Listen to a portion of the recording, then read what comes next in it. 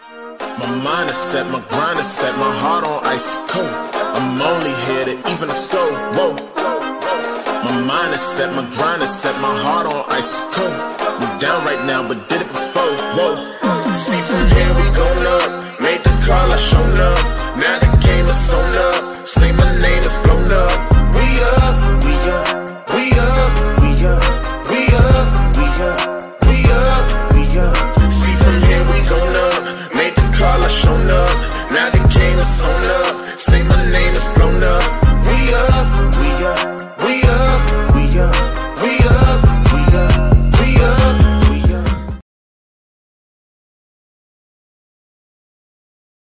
Hello, everyone, and welcome to the Knighted Ones podcast, episode number 58, or episode 6 of season 2. We are the only podcast that features a former UCF national champion, a former UCF radio host, an ESPN analyst and hoops player, an infamous rapper, our resident influencer, and a IG star, shooting the breeze, talking UCF sports. Remember to like and follow us on YouTube, IG, and check out the 70-plus teams and conferences on the College Huddle, Big 12 Huddle, 4th in Florida, and our new stream, which will eventually be coming soon. So, why do I have a smile on my face to start this show? I have no idea. I guess it was one of those situations where I'm just happy that we have UCF football. I have literally been banned from my alumni viewing spot here in the Panhandle because we have lost the 3 games that I've attended here.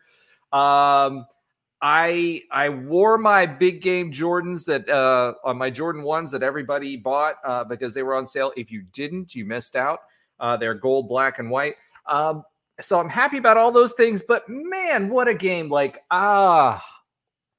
I don't know what to say. I had a lot of expectations of this team. You've heard me talk about this team quite a bit on what my expectations were, and this team just didn't play to my expectations. So we'll get into that a little bit. We'll do a little text talk. I don't know how gnarly that will get because literally there were probably 1,000 text talks of frustration. I think Allen declared war on the UCF football program. And, we'll talk about it. I mean, that's all we can do. We've gone through our motions for 2 days. It's time to talk about it, kind of detail it, kind of understand it. That's the only thing you can do when you've been through a traumatic experience, and that's what that game was. We'll talk about the keys to the game, how we fared on our score predictions. Obviously, Ben, Josh, and Allen lost. I didn't because, I didn't have a score prediction last week. We'll talk a little bit about the Florida game. We'll have a Florida preview with a Florida College Huddle insider who runs another Florida podcast. So that'll be fun. Trey, I'm sure, is going to yell at a cloud this week. He's been whispering all season, but I think this time it's going to be a roar. We'll talk a little bit about the Big 12 football scores, get some listener love in there. Josh will talk about his sometimes funny fact of the week, and we'll get a quick update on other UCF sports that Allen does not watch. So without further ado, let me go ahead and bring to the stage the man, the myth, the legend, Nobra. Hey now. Folks, unfortunately, Nobra will not be able to do his patented hair flip this week because he has a hamster running his internet connection at his new place, and he didn't give it enough food. So please don't starve the hamsters, Nobra, but welcome back to the show. Glad to have you back, my friend. Glad to be back. All right. So I got a little bit of a laugh from that one. All right, next to the stage, someone who's thoroughly disgusted by this football team, Trey Neal. Greetings, gentlemen. How you doing? Great, man. Next to the stage, someone who also suffered through many years of mediocre college football with me, Ben Stout. What's up? Yeah, I got a little bit of smile on my face. It's 2 days removed, but it's we've been in our feelings as UCF fans for the last few days, and we're definitely, I guess we're ready to talk about it. We'll see how much talking or yelling we actually do. All right. And last but not least, but always last, Josh Lazar.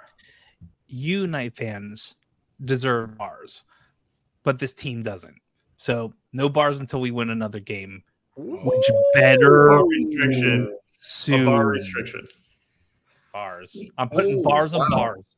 Okay. All right. No spitting bars from Josh Lazar this week, but that's okay. You did mention something there at the top, Josh, that I think every Knight fan should be proud of, and that was the heck of the atmosphere and how we showed out for the Big Noon kickoff. According to them, this was the largest ever crowd that they've ever had. So you guys showed out, you showed proud. And I will tell you, with everything that was coming out, watching it on the show, that was a pretty amazing experience. I did get to go to the game day experience when ESPN was here, and they even said we were one of the largest crowds, if not the largest crowd, I think, at the time for the Cincinnati game. So you guys did your job. You were loud, in the stadium. It got to pretty close to 2018 Cincy levels there for a while. And they stayed. Everybody stayed in spite of a rain delay. The students stayed in spite of the fact that the game didn't go the way that we wanted it to. Everybody stayed. So hats off to you, Knight Nation. You did a great job. And I wish I would have been there with you. Josh, you were there. Yep. What were your thoughts? You know what? We're going to talk about the game. I'm not going to talk about the game part. I mean, maybe I'll do the Big Noon kickoff. Then we'll start with the game and get into it. So I was late in arriving to the Big Noon kickoff. I think we actually parked. I'm not even going to get into the Arboretum parking not being available and parking by across the street. That was a whole debacle, and that'll be for another conversation. When we eventually got to Memory Mall, I mean, it was packed, and we saw people walking the other way. I didn't quite get it, and I got it by noon, but we were walking there, and Memory Mall has like 3 sections. They were at the top, right near ROTC, and then Memory Mall was relatively normal, if you will, for those 2 other sections. So I got some good side chat about the signs. Oh yeah, if you want to see, I will tell you, the good signs didn't make it to Twitter. Go to Josh Lazar on Twitter. I'm not calling it X. I made a post of 18 signs of every various fun or not fun thing. There were some raunchy ones that were being confiscated by the crew there on site and ended up in the trash and not on TV. Let's just put it that way. Yeah. The one, Josh, did you see the one? Did you see the one? The one that I liked the most was the welcome to Billy, or tune in to Billy Napier's retirement party next week. If you want to see that sign, you could go on my Twitter. That is, I saw that too. It was great. So anyway, walking into Memory Mall, I'm walking through the basically near the arena, and then to the second and it's packed. Like it always is packed. That's where I tailgated for the Texas game. I remember that being as packed. And then they had the Big Noon kickoff. So if you're doing that shot like they were doing, the crane shot kind of down the barrel, all you're seeing is people pretty much packed in that front section, and then tailgate tents to basically the arena. It was big. When we got there, it was maybe 10, 20, 15 or whatever. I was 1 can in my Kevin. One of these days, Kevin needs to come on. Kevin, who we sit together most games, was about 5 in. So this is I went back into our box of alcohol. I'm like, where is everything? And it was gone. Hold on, did you just say your box of alcohol? Yeah, you guys drinking like box wine? What was going on? You still drink during tailgates out of a box like you're 21 years old. We step up your game. I'm not bringing a cooler all around campus. I can take a 12-pack and just grab drinks out of it. Obviously, Kevin was done in 30 minutes. I'm not even going to get into my bottle of Gentleman Jack that exploded in E6. Another story for another time. Let me get to the Big Noon kickoff. So it was packed. It was hot. Like there was clouds for most of the game. There was rain for most of the game. There was none at the Memory Mall. People were like asking for water. It was probably on the TV, like a lot of We Water chants. But to your point, Roger, it was similar to the vibe of game day and the excitement of game day. And I don't know if you're getting that in Ohio State. right? I just don't know, right? I've only been to that one game, and they sat on their hands for 3 quarters before, they finally got above us and Blake Bortles. So it was just a really good vibe. It was a great experience. There was a lot of play between the team on TV and the fans and whatnot. There was some dude, I wanted to ask if I could buy his picture. It's probably big in the center. There was someone who painted like a Kobe and everyone else, and it was a really nice sign there. I think I got a picture of that too. But the vibe was really good. Like we were all, anytime they would talk about Travis Hunter, we would do like the Kobe, not Kobe stuff, the RJ Harvey stuff. It was good. Things that were interesting. People know who DJ Khaled is. If you're in your 20s, you probably know him for memes and maybe some other shit. Crowd surfing Stuff. So we also, right? Oh, the crowd surfing thing was amazing. I was about 5 people in or close. I didn't ran away. You didn't have to touch DJ Khaled, but it was close. And when Brandon Marshall was doing it, I was pretty close too. But thankfully, didn't have to hold anyone up. No one seemed to know who Fat Joe was. I'm like, what? Yes, I saw no one singing who was under 35. They know. I was like, how? But if you think about it, when's the last time Fat Joe put out a record that everyone like? I was like, oh, that's awesome, and it just kind of, at least in the crowd, felt like a something in the punch bowl. So it was just Well, you got to remember, I mean, not everybody's as old as we are, Josh. I think this is the official sign, other than the gray hair in my beard, that we've reached that age plateau. Yeah, however, I will say you are still older than I am. So I am, and I don't look it, so it's great. Yeah, so no, it was really good. And I enjoyed it, and everyone was really hot, and the sun was just beating down at everyone. I met one of my students in the middle of it. He's like, "Hey, that was fun. It was a good time." This is the thing. This game sounds like there's more to the story there. No, it wasn't fine. The only thing bad about this day was the game after like the first 2 interceptions in a row. All right, so we'll get into the game. Yeah, let's jump into the pregame, which is the text talk, and jump into our text talk. So, Trey Neal, do you have a text talk for us out of the 1,622 angry rant texts from Alan? Alan is so angry he did not show up for duty this week and decided to sit this one out. I mean, if you saw the vitriol that was being spewed in that chat, oh my goodness! All right, Trey, what do you got? Pick one. So mine, because Alan's not here, just to summarize, was just when Alan sent the trash can.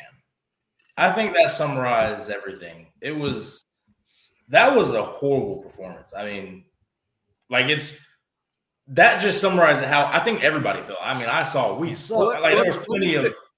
Let me put some context around that, right? So Alan was in Canada at a bachelor party for his brother-in-law, and I swear if the wedding party didn't think that he had a girlfriend or something, I don't know what to say, because it was text after text after text text after text. It was bad. It was bad. Like bad, it was not bad, brutal. Bad meaning good. It was bad.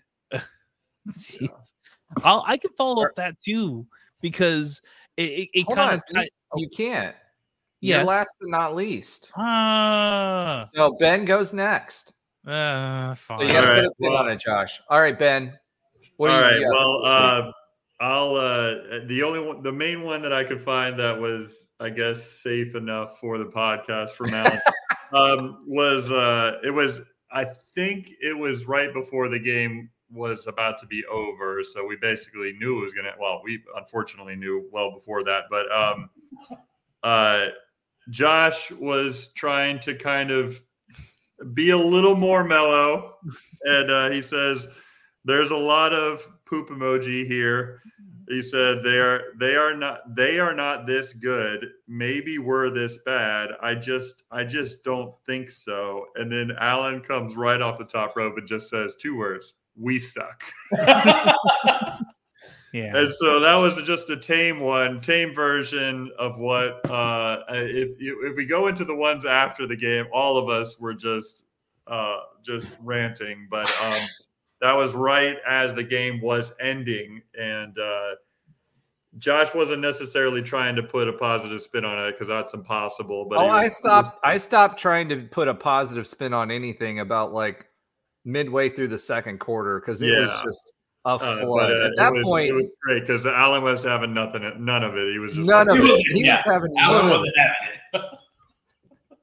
All right, Josh. Last Sure. but not least, but always last. Josh So- Lazar. One thing we did after Big Noon kickoff with a small group of friends is we went to the alumni tailgate in the alumni center. That's something I've never done before, which is kind of cool. And out back, I also think I saw most of RJ Harvey's family. So that was nice. But they have the little foam fingers of UCF alumni. And I kept that thing I walked it all the way back to my car so it wouldn't get wet.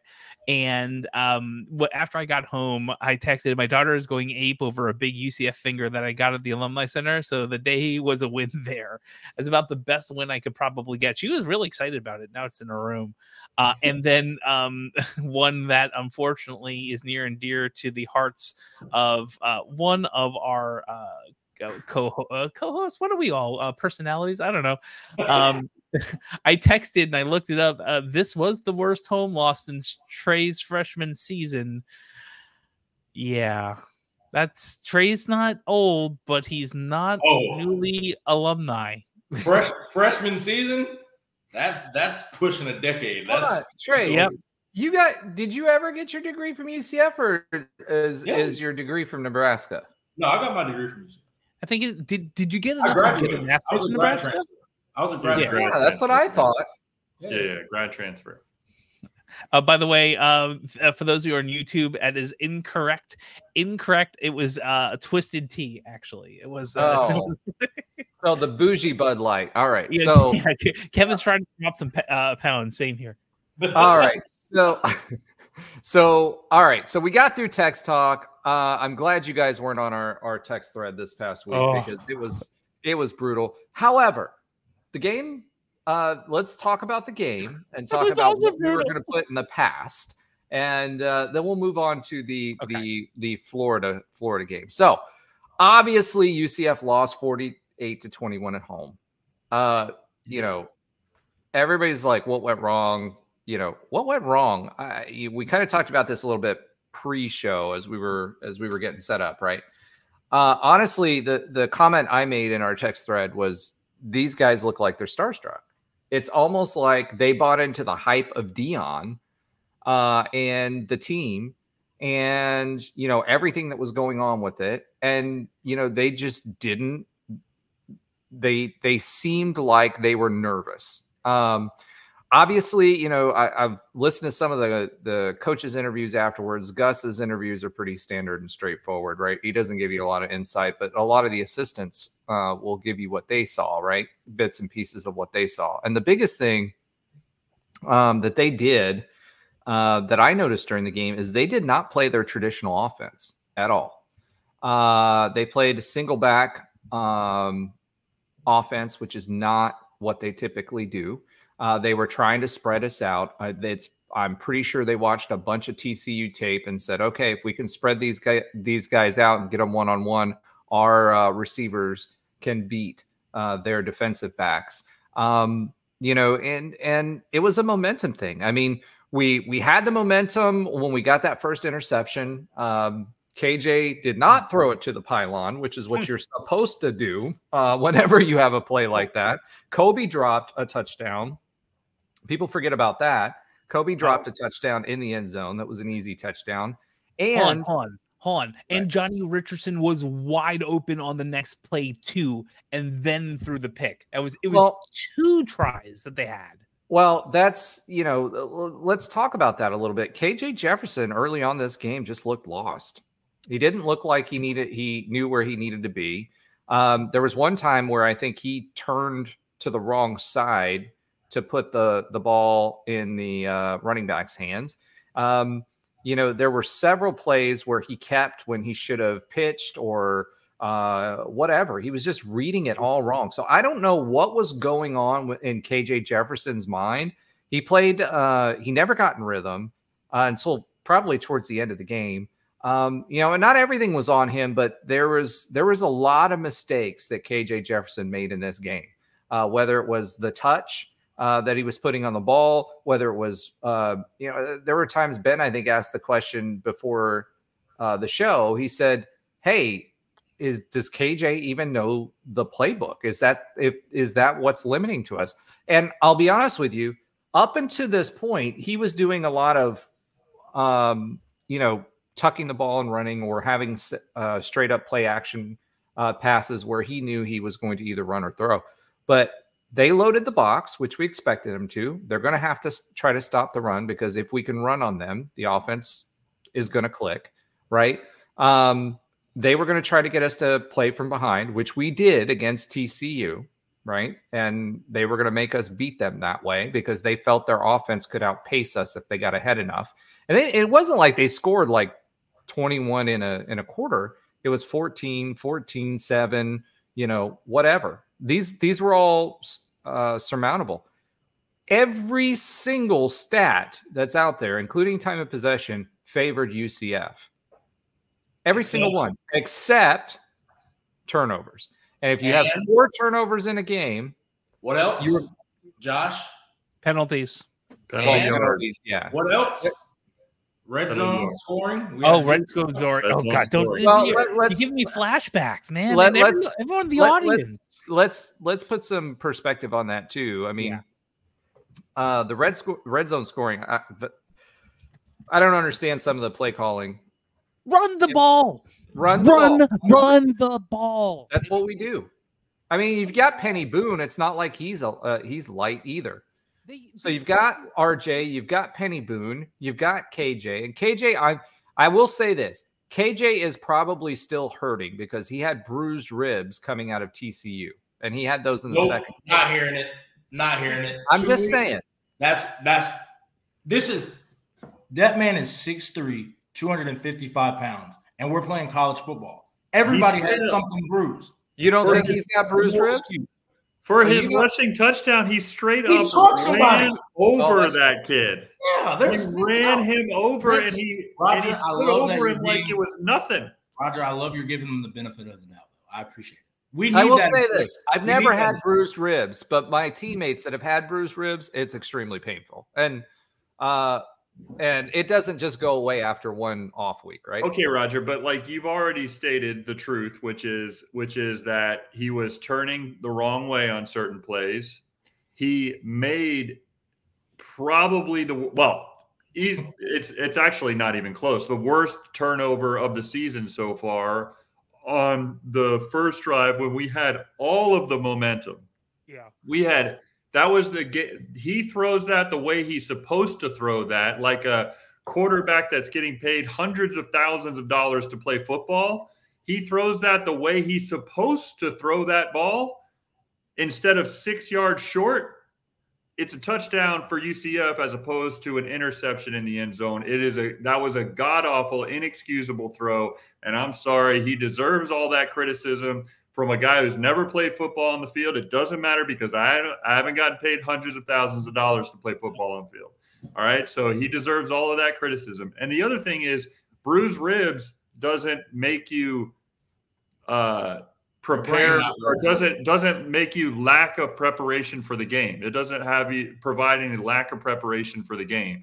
And what I mean by that preparation is that the certain decisions that were made, or the lack of seemingly understanding the play call and the decision tree that comes off of those play calls, like to me, there's not much of an excuse for it for right now. Like what Gus loves to say about KJ, his favorite line to say about KJ is, man, he's played a lot of football. He's an experienced guy. Where's the experience coming in?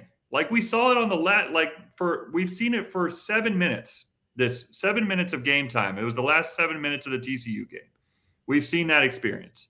We haven't seen it since, and we didn't see it before that. I'm just disappointed. Well, I will say this: there was a lot of. I'm not putting it all on him. Trust me, I'm putting it on. There was total team loss. Yeah, there was a lot of pressure coming from Colorado. They had their ears pinned back, and Paul Rubel, he had in pass protection. He's played well pretty much all season long, but he had a bad game against Colorado. I mean, a bad game against Colorado. Right? Yeah, I want to say that one more time just so everybody understands. I'm not just putting it all on KJ. This is a total team loss from the top down. Yeah, there's so many things to poke holes in, right? I felt the same way. I felt this team should have been more prepared for this game coming out of an off week than what they looked. It didn't look like they ran practice. Maybe he gave them the week off. I don't know what he did, but it did not appear that this team knew what it was doing for this week. And I'm saying that across the board. Yeah. Our offensive line did not open the gaps that they're used to. We still put up over 400 yards of offense. Don't get me wrong, right? But at the same time, they did not play to their standard or to the level that we're used to seeing them play at. The run game, RJ never broke out. He had a few, 8 to 10 yard runs here and there, and he still averaged more than the average running back by far, but not the 8-9 yards a carry that we're used to seeing out of RJ Harvey. When I was watching him, one of the things he's really, really good at is being patient and allowing his blocks to, develop. It almost felt like he was hesitant running the ball this week. He waited a beat too long, waiting for his blocking to come up. But I don't know, man. Colorado wanted it more. It looked like they wanted it more. I think they heard all week how they were going to be 14-point dogs. I didn't see the ferocity that I'm used to seeing out of our team. I didn't see the holding the blocks. I didn't see, I saw them get beat. They got whooped. And as far as the coaching staff is concerned, they did not look prepared. They were surprised. We did change some things up defensively in the second half as far as how we were lining up. Ethan Barr, you talk about seniors that should be really, really good. Ethan Barr is a great linebacker. He had a 49 PFF. I don't know what was going on with our tackling early on in the game. These guys are hitting them with shoulder pads up high, and then they're falling forward for 6 yards because they're hitting them that way instead of wrapping them up. I don't understand. You got safety help, and you're sitting there and you're bumping them with the shoulder instead of wrapping them up. What are we doing? And I saw that time and time again. And earlier on this season, our guys had been pretty good about tackling. Right. And it's like they forgot. It started to look like last season where we were we were just unprepared for any type of run game. You're right. We just saw a lot of missed tackles, especially in the first half. But then it carried through to the second half as well. But yeah, you're right. That's the part that those two things, in my opinion, and I'm going to say those two things that are most concerning to me is that we looked unprepared. And then we looked like we had no heart, just no heart. We got down in that game. We had some inopportune things happen. We lost that momentum that I just talked about with that turnover. And it just seemed like we just I guess they're as good as the media says they're going to be, right? The fact that Colorado came into our house with all of the fans jumping, the fans doing their job. They came into our house and just wanted it more than we did, wanted the win more than we did. A conference game, that's inexcusable. And being unprepared is also inexcusable, especially coming out of a bye week. Yep. We had 2 weeks to prepare for this team. Yep. And if they looked ahead to Florida, then that's even worse. Florida's not in our conference. It's even worse if someone says they looked ahead to Florida. And we don't know if that happened or not. The fact that they just looked a little bit lost at times and didn't know how to respond to some of the things that they were doing. You said it as well, Roger. We all knew that they were going to stack the box. Was anybody surprised with the defense that we saw from Colorado the other night? Nobody was surprised by it. So why did we get stopped? We should have known how to play against that. And well, what killed me though, Ben, to your point, and I want to highlight your point here. Yeah. Why did we elect to receive? Right. Why put the ball in their hand, their electric offense's hands? Like why give it to Shedeur Sanders? Yeah, it's a fair point. It's a fair point. I mean, the other point I want to kind of allude to. To be honest, that was the right decision. We got it worked out. I mean, we didn't capitalize, but it did work. We didn't do it all season. And then the other part about this is that I'm going to say Frost never did it. Frost always took the ball, right? And the theory is we're going to set the tone, right?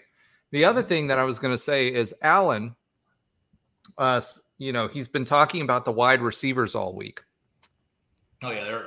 All they had to do was shut down Kobe. KJ, say what you want about KJ, but he needed some wide receiver help this week that he didn't get. I was watching that too. Well, Kobe's had two bounce out of his hands in the end zone. This is not the first time Kobe on a short pass has done that. Oh, I know. He did that earlier in the season. He did that a lot last season. Javon Baker did. The other parts of this. So being in the stadium, let me just kind of wrap some part of this up. If you think that they fell flat, that stadium vibe got weird right after the first quarter. Like the vibe was completely off. And I know vibes in this. If you were in that stadium, something was off. I can't name it, but it wasn't like Cincinnati game day, right? It was darn close to that loud in the beginning, but it wasn't Cincinnati game day. And I could hear cheers from the TV in the third quarter. I could hear cheers whenever Colorado did something. Oh, people, they started. The students did their job for the most part, but a lot of cleared out. And I feel like some in the halftime, and I feel like it's not the play. Honestly, I feel like some of the vibes I think in the stadium were a little off twofold. One, the play. Two, a lot of people got up really early to do all the big noon kickoff stuff. And have been, I saw so many students with Borgs that, they were drinking all day. Well, and then you got the rain delay. It was funny because our buddy Rob texted us and it was like, all right, Garage D is lit right now. And he was like, I don't think most of these fans are going to make it through the game because they were all, what else was there to do but hide and drink? Well, I was the stupid one. I sat in the middle of the stadium without anything and just sat in the rain. I think once it dried up, it was nice. But I got there at like. Well, you kept your seat dry, so at least you had that for the second half, right? And all of the jack that was on me evaporated.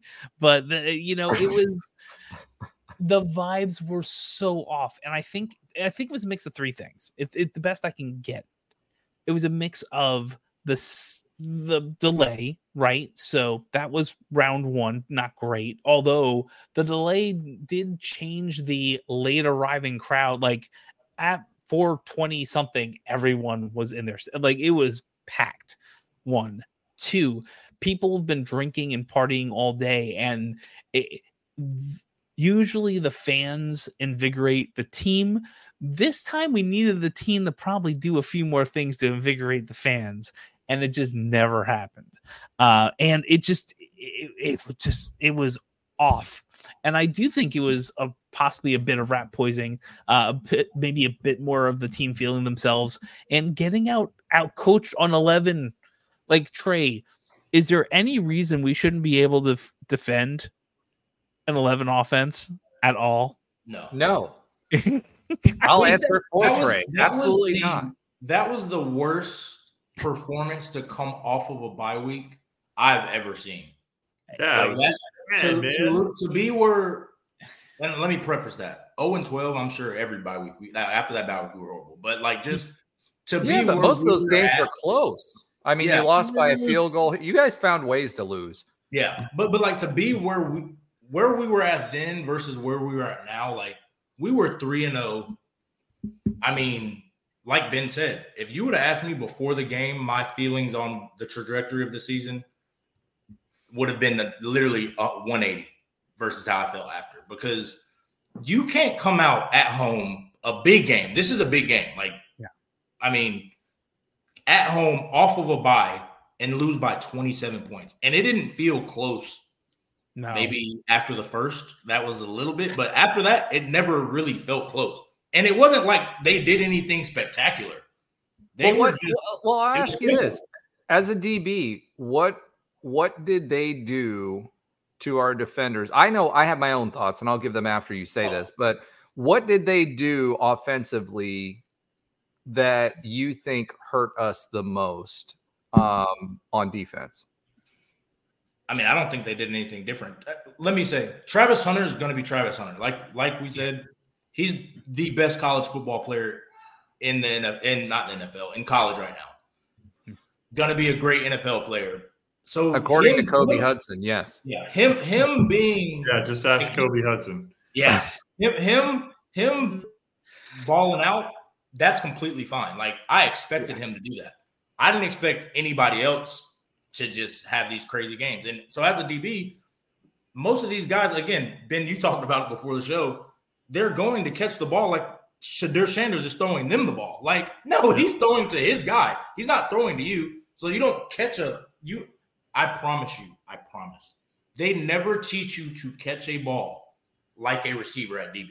You have to attack. Oh, well, if we're gonna flip let's to break the down defense. that play. Let's break down that play we're talking about.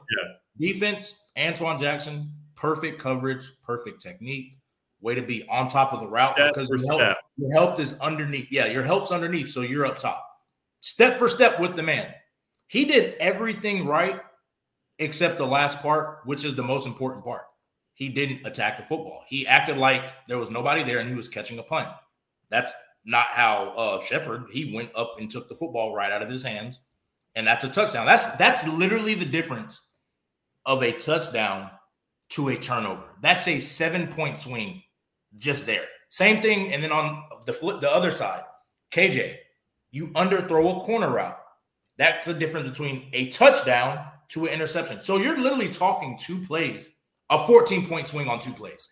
Well, and those aren't the only ones. Like, exactly, that's not the only one. Those are just the ones we're talking about. Yeah, like, I mean, late in the game, but like you lose the ball. Sometimes you lose the ball. I get it, but even that last, fumble 6. I mean, you're talking about three, and I'm sure they scored on the. They scored on that one. You're talking at least 3 possible 14-point swing. And it didn't help that we can score on a wheel route all day long. It seems, but yeah, but again, the 75 yard pass to Harvey didn't help anything because Josh, this is my biggest gripe with the offense, and this is what I've said for weeks. Is it great when we can run the ball? 1,000%. When you stop the run, and I wouldn't even say, I mean, you look at the yards, we still ran the ball, but most of our runs were 1 yard, 2 yards, and then we might break one. But for the most part, they just wanted to get to 3rd and long and make KJ throw. Yeah. Outside of that, we throw to Kobe Hudson, and that's it. So, like I said, if I were a defensive coordinator, I told Roger this a couple of weeks. Stop the run, double team Kobe, make everybody else beat you. And like you said, the problem, I agree. I think Randy Pittman's a great player. I think Xavier Townsend's a great player. The problem is when the only way they're getting really the ball is by deception. That's the thing. RJ Harvey scored a touchdown on the pass because it was designed for him to sneak out of the backfield and man, that's it. It's not straight, okay, we know you're throwing, beat us. That's where, again, I've always said the good teams can just drop back and throw and win. And that's going to be the demise. But Trey, let let me dovetail onto that real quick, right? So what I saw the difference in our offense this week and what we did versus Colorado. KJ Jefferson kept the ball way too many times. He had options. He was running RPOs, or he was running pitches, or he was running whatever, and he kept the ball. So all the guys did, all the defense did, right? They overloaded, got through the gap, and KJ probably at least 5 or 6 plays. I saw him not pitch when he should have, not hand the ball off when he should have, not whatever, right? The reads were just completely off. I don't know. I know that they switched up their defense a little bit, according to Tim Harris, as far as what they were showing versus what they showed earlier on in the season. But here's where I think offensively they did things that were completely different than what they showed on film, and defensively they did things that were completely different. But that goes back to the coaching staff, and part of it is execution, because KJ Jefferson was not reading his keys properly. He looked lost this game, whether it was turned around trying to hand the ball the wrong way and doing a twirl and then trying to run with it, or whether it was, hey, I had a pitch option here, I should have pitched the ball, or I shouldn't have pulled it out of the running back's hands, or whatever. All of that movement only works if you pick the right option, because if you pick the right option, then you have to, as a defense, account for that other pitch man, that jet sweep, that whatever it is that you're doing. We do that motion every time to set up other plays, but KJ was not reading his reads at all correctly, running the ball. So but my issue is, Colorado, if people say they switched it, if Tim Harris said they switched it, I get it. That's fine. They didn't switch to something like nobody in football has ever seen. They ran cover 1 and cover 3. All you're doing is, hey, we don't want you to run the ball. We want you to beat us throwing the ball. We're going to bring an extra man in the box because we know you are the number 1 rushing team in the country. Anybody with a brain is going to try to stop the run. RJ Harvey has 13 touchdowns in 3 games. Stop RJ Harvey. That's all they did. The fact that they act like, I don't know, I didn't see the presses, but if they're acting like Colorado did something that just negated the entire offense, we have a bigger issue, because this is everybody. Yeah, I don't think they were saying that, but I think that the offense is also set up so that, going back to Ben's point about the senior Latin teams, right? That was one of the things they talked about on the show, on the game, et cetera. This was a senior Latin team. You've got to be better in your helmet. The things between your ears, you've got to be smarter, because offensively, even with them stacking the box, the way that we have that set up, if we picked the right option, there were opportunities there. KJ did that against TCU in the second half. Now, hold on. Let me finish. So in the second half, 100% he did that. The execution was terrible. As far as the coaching is concerned, because I think this is where you're going to with it, Trey, because it's kind of where we were going with that. Well, I don't even think KJ did that great against TCU in the second half. I just think Kobe Hudson played well because he didn't get guarded by Travis Hunter. When you have Travis Hunter take away our best receiver, that's what happens. When the TCU does not have a Travis Hunter on the team. Becker, that dude was pretty darn good. The thing that's interesting about Travis Hunter, and I don't know if I looked at it every single time, but I think he only plays both wide receiver and corner nearest to his own sideline. So it's to save him from running cross field. And I agree with that concept. Don't exploit you think it? Yes, we can see that. John, exactly. Scheme to have 30 long. Why would you cut KJ to their sideline on one of the best corners in the country, and then our quarterback throws to one of the best corners in the country? That's insane. That's legitimately when Quentin Flowers. I'm not even kidding you. Hate that name. He threw it Mike Hughes one time the entire game, and it was an interception. You know what he did? Never threw it to him again. Let's not throw it to him. Never threw it to him again, right? I don't. And guess what? USF didn't put Marquez Valdes-Scantling over there anymore because they're like, He's taking away the entire field. Travis Hunter's taking away the entire field. If our offense is legitimately only Kobe Hudson, that's really what we've shown. And as far as passing, besides, X scored on Coach finally. Pittman had a good game. Actually, he probably had the best game out of anybody. Yeah. He had a good game overall. But go-to game on the line, or go-to downs. We know we're throwing to Kobe Hudson. Why in the world would you put him on Travis Hunter's side? That's crazy to me. Like, that's crazy to me. Yeah. So I think one of the more evident drives that we're talking about this just in general is being unprepared. The offense didn't look right. It was the first drive of the second half, and I told you guys in a text that I wanted to talk about this drive because it was interesting.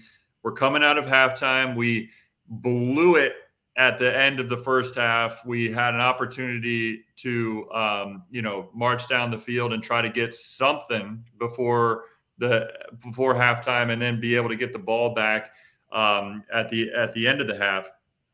And we totally blew that drive. Wound up punting that they returned well. They actually got 3 more points, so they had the momentum. It was just terrible. But anyways, we had a chance to kind of get something back.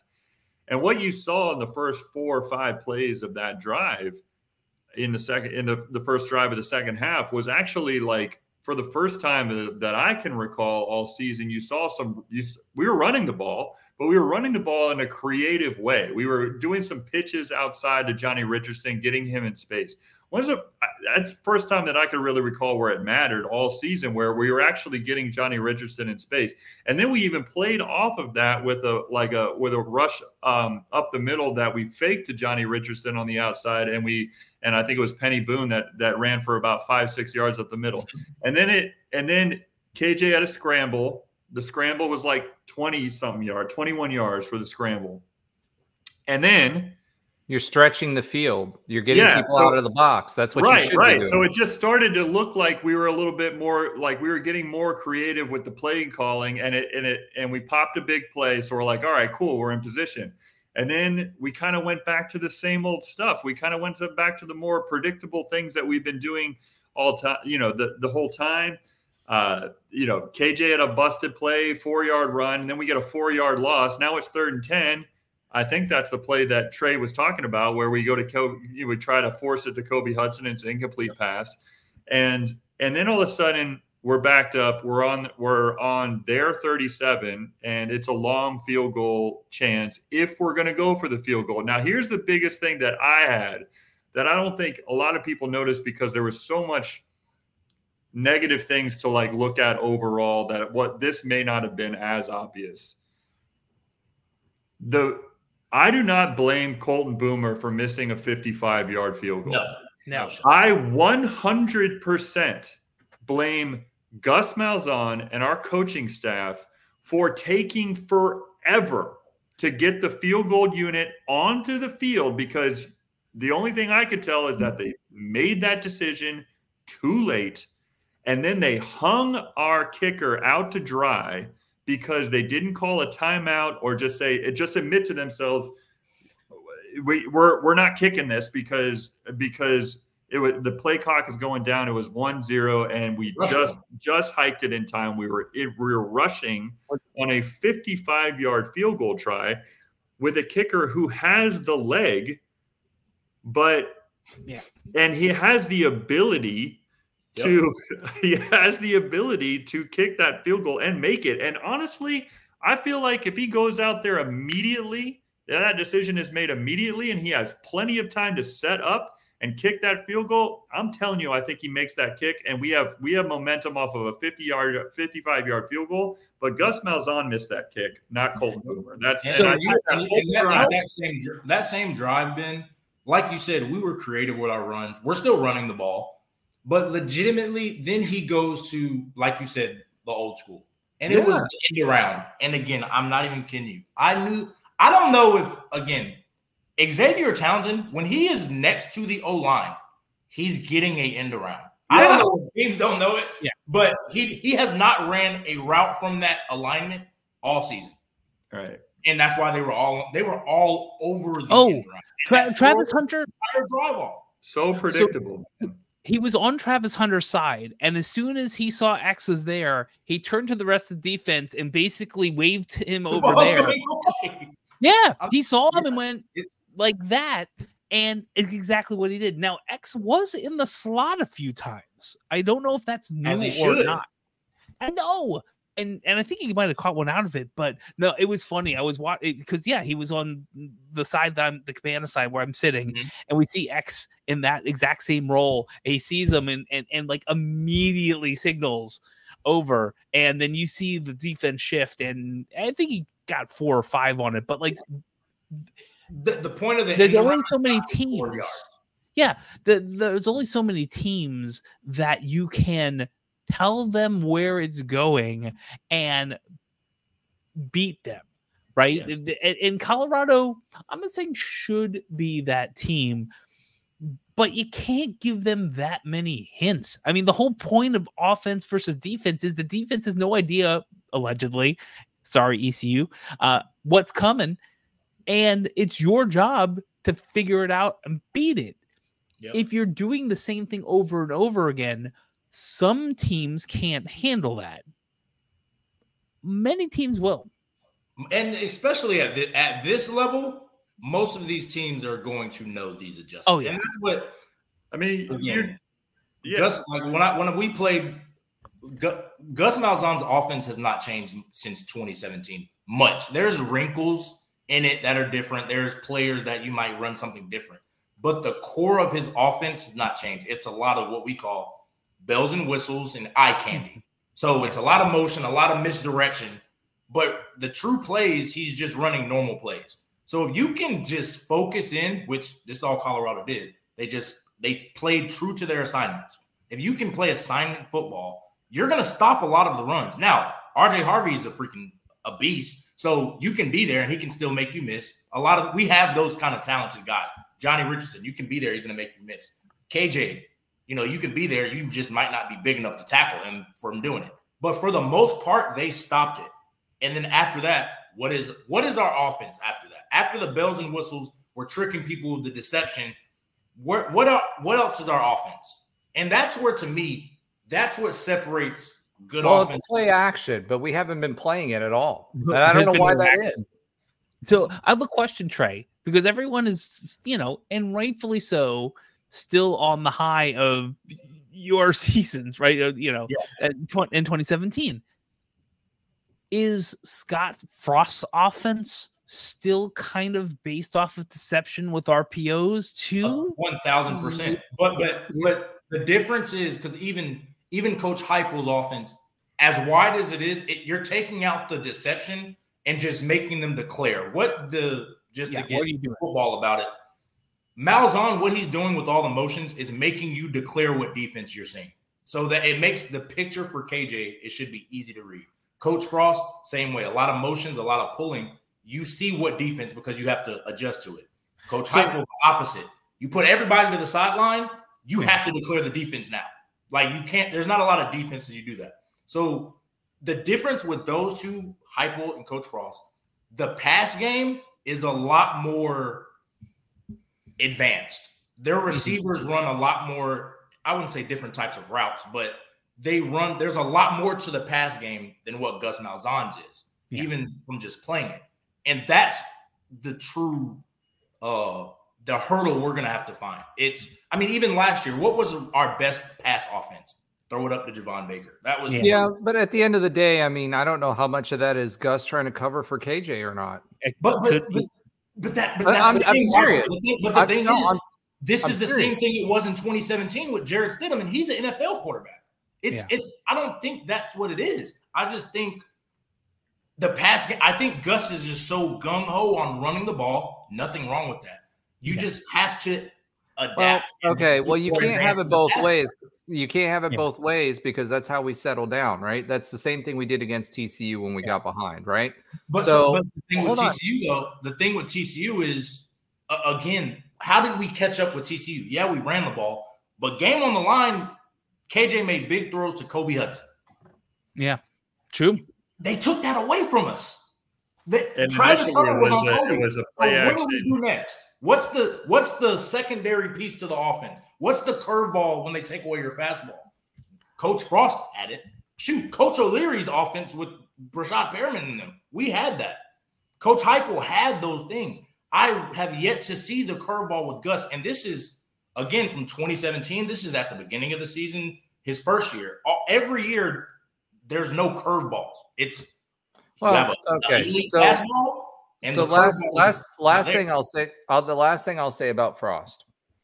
Frost's offense, he used the same formations and motions to set up other plays. Right, he would run into the teeth of the defense to set up other plays. Same way that Gus Malzahn does, just different. Like Gus Malzahn will go through the A gap 100% of the time if he can, a power run game, right? Whereas Frost went to speedsters, turning the corner. Mm-hmm. That's the difference between those two offenses. But Gus Malzahn also doesn't have Milton either, right? He just doesn't, right? What I will say to that, though, is I would like to see a lot more of the pass game, like you're saying, right?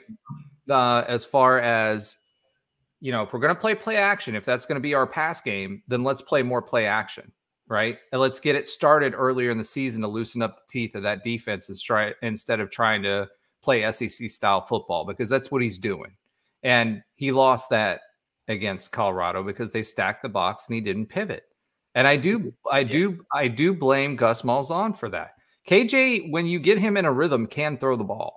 But I'd like to look, I don't have the stats in front of me, but I'd like to look at his pass attempts this year versus what the average quarterback attempts. I'm going to hazard a guess, other than TCU, he's probably averaging around 13 to 15 passes per game.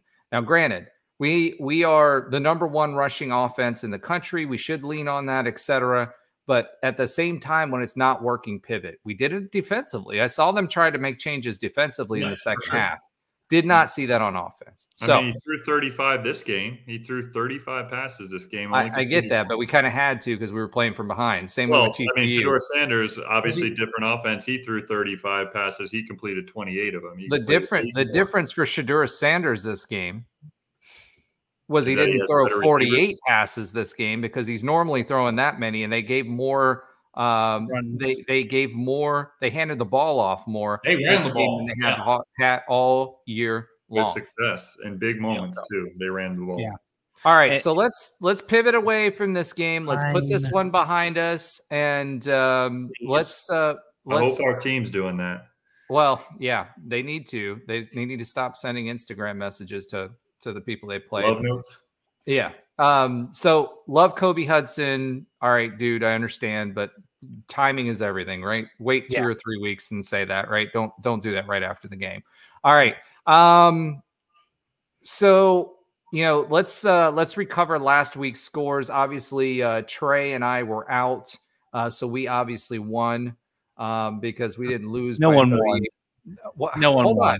Allen was 38 points off of the total, and he was the closest to the pin. So obviously having 0 points because we didn't make a score prediction obviously wins. So I'm just going to say Trey and I won this week. All of us lose. 42 to 28. Like I said, 42 to 28. As long as you just change the who won the game, then I was pretty close. Yeah. I will say this: without 4 turnovers, UCF wins this game.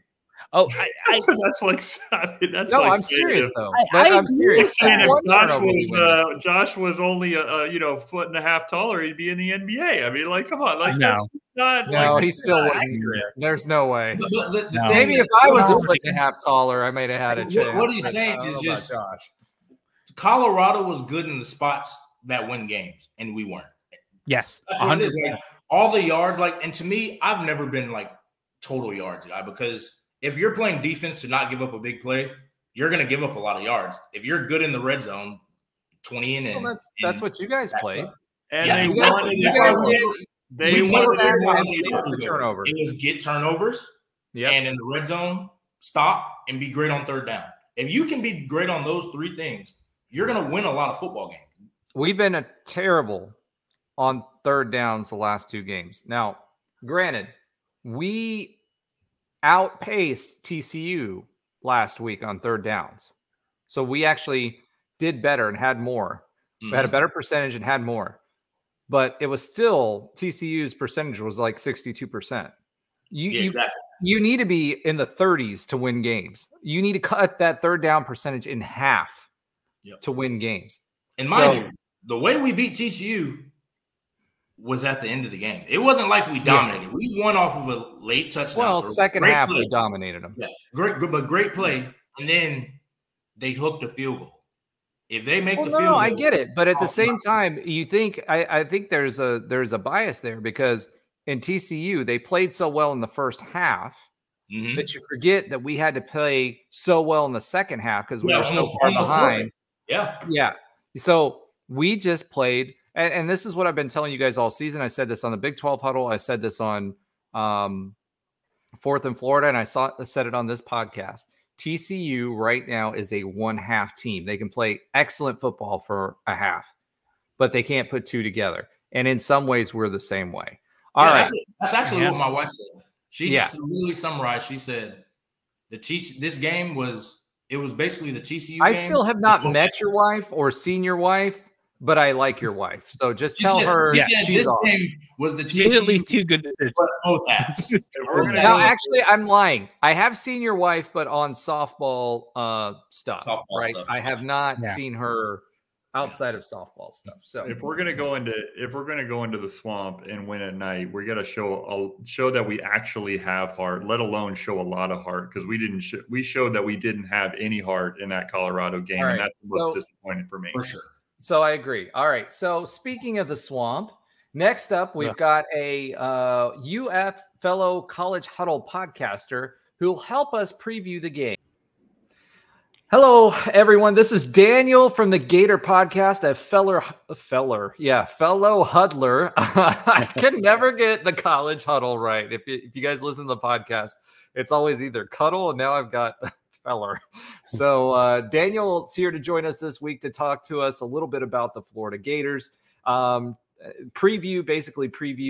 what we should expect from the Gators, what we should expect from the Swamp, and talk a little bit about how we match up. So Daniel, welcome to the show. Thank you so much for joining us. And from your perspective, let's talk a little bit. I'd like to start a little bit on the defense. I know offense is going to be a topic of conversation for sure, given the 2 quarterbacks, Mertz especially, and whether he's going to be the guy. And, you guys are coming off a win, so I imagine that would give you a little bit more confidence coming into this matchup. You're playing at home at the Swamp. What should we expect? What should UCF fans expect from this defense during this game? Because that's been a question mark so far this season. Our defense, I would say, expect to be able to move the ball. That's one thing I've liked about Gus Malzahn throughout the years. Ever since he started in the FBS with Arkansas back in 2006, UF plays him in the SEC championship game as the OC who came in and really liked his system. Then, of course, went to Tulsa, ended up back at Auburn, and now he's ended up at UCF, and he's always been able to move the ball. And I know I'm talking about Malzahn before we get to our defense, but point is he's always been able to move the ball, and our defense really hasn't been able to stop anyone this year. It's really jumped off a cliff. We're on our 3rd play caller in 3 years. I know that you and I talked in the preseason, and, I've talked outside of recordings about how I thought the defense would take a step adding Ron Roberts. Well, I thought, and many Gator fans thought that, and even media thought that Ron Roberts was brought in to kind of be a backup and help Austin Armstrong perfect everything. We didn't realize he was being brought in as a replacement. But since then, the Gators have been a little bit more conservative on defense, where last year the defense was bad, but it was still aggressive in there. Just times we'd miss a tackle or one guy would be out of position And you could see, okay, this could work if, they were a little bit more experienced, because last year we played a ton of true freshmen, especially on the defensive line. This year, giving up a ton more yards, a lot more conservative, more of a bend but don't break style. The problem is we've let Cam Ward have pretty much a career day and really start a Heisman campaign against us. Granted, Samford was Samford, but then Texas A&M, redshirt freshman, first road game under Mike Elko. They come in 20-0 in the first half. And then not last week, we had a bye last week. But then we face Mississippi State week 4 on the road, and they put up 480 yards perfectly between 240 passing, 240 rushing. So what's that got to do with Gus Malzahn? Well, a guy who's been able to move the ball, find ways to move the ball with whatever personnel he's had wherever he's been. A defense that is giving up, even in wins, 480 yards. The Gator fans, and I think it's rightly so, are nervous that here come the Knights with a very athletic team to come and possibly drop a ton of points in the swamp. Of course, we hope that doesn't happen, but when you're laying Mississippi State, who also in that 28 points, we had one goal line stand, and then they were inside the 5 on the last play of the game. So the game could have been much closer, but for a few stops there. Yeah, I mean, really, it's a bunch of nerves for us. Strength of the defense really is probably cornerback, senior corner Jason Marshall, who has not allowed a touchdown this year. I don't believe he's been pretty locked down. His first 2 years at UF, he didn't allow a touchdown. Last year really took a step back, but then this year is really coming back into his own. The problem is everyone around him is really not helping. We haven't had much of a pass rush. And of course, if we don't get that pass rush, then KJ is going to have time to find receivers downfield. Now, I know KJ's had some issues. I'm sure we may talk about that a little bit. But if KJ has time, he could find ways to hurt us. And then as far as our linebackers, they're all right. But if they're being forced in the run play, then that opens up the pass. But if they sneak in, or if they're helping out on the pass, well, we've given up tons of yards on the ground. And I know you guys have been really successful on the ground this year. Aren't you one of the top rushing teams in the nation? We are. We were, as of last week, we were the top rushing team. We still put up significant yards against Colorado, but they really stacked the box and held back RJ Harvey, which a guy who has 150 yards during the game, I mean, that's all relative, right? But right. At the end of the day, we are, I believe, we're still top 5. I believe we're number 2 now behind Army as far as rushing offenses is concerned in the country. Yeah. And that's why many Gator fans are concerned. I mean, you look at, and this is probably not the best example, but last week, Kentucky upsets Ole Miss on the road, has 40 minutes of possession. Well, I know usually UCF's a quick strike offense, but with the way our defense is played against the run, there's a chance that, if Malzahn wants to kind of slow it down, sit on it, and just run that football, there's a chance that may happen. Of course, I don't want to happen. I think the Gators hopefully have fixed something during the bye week. But as you and I have talked before, and I think preseason, hope is not a strategy. Yeah, we definitely talked about that in between these two podcasts and Fourth in Florida for sure. Oh, definitely. And yeah, so I would love to say that the Florida Gators defense is better than it is. We had years and years where we always stopped 25, and then the last 5-6 years, we've been generally awful. I think we are number 30 in 2021, but of course that was the year we went 6-7, and you guys beat us in the bowl game with Greg Knox as the interim right before Billy Napier, and then now here we are on backup quarterback. Yeah, and arguably our backup quarterback. I mean, well, at least who everyone wanted to be our backup quarterback, but unfortunately AR was injured and couldn't play that game. But is what it is.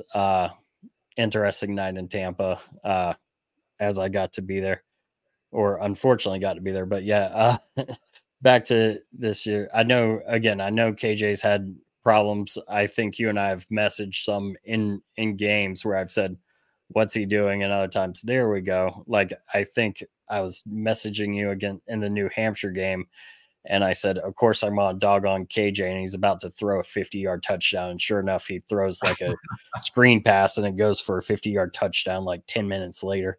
But it'll be interesting how Florida plays that. Of course, last year, KJ comes into the swamp with a bad Arkansas team and ends up running all over us at times. I think in particular, Arkansas's last drive of regulation, we have them on a 4th down. Princely Umanmian, who is now at Ole Miss, has a shot on KJ, hits him, doesn't take him to the ground, and he runs for a 1st down. Arkansas ties up the game, and we miss a kick at the end of regulation and end up losing in overtime. So a lot of Gators do have that concern about, can we take down KJ this year in a year where the defense looks worse than it has, in years. And every time the Gators think we can't get a new low on defense, well, we get surprised. So we'll see. I would love to come on your podcast and, have the bravado of, we're the Gators and we're going to take you down. But I also have promised to be honest with my audience. I'll be honest with yours. After, again, winning effort, giving up 480 yards against a Ole Miss team with someone UCF fans who are somewhat familiar with, and Jeff Lebby, who inherited a terrible situation in Starkville. After seeing that, it's like, yay, we won, but we know the better teams are coming, and that starts this week with UCF. Granted, a little bit less tension after the Colorado game, but still, like I said, we made a redshirt freshman making his first start and on first road game under a head coach look really, really good just a few weeks ago. So who knows? We'll see how that turns out.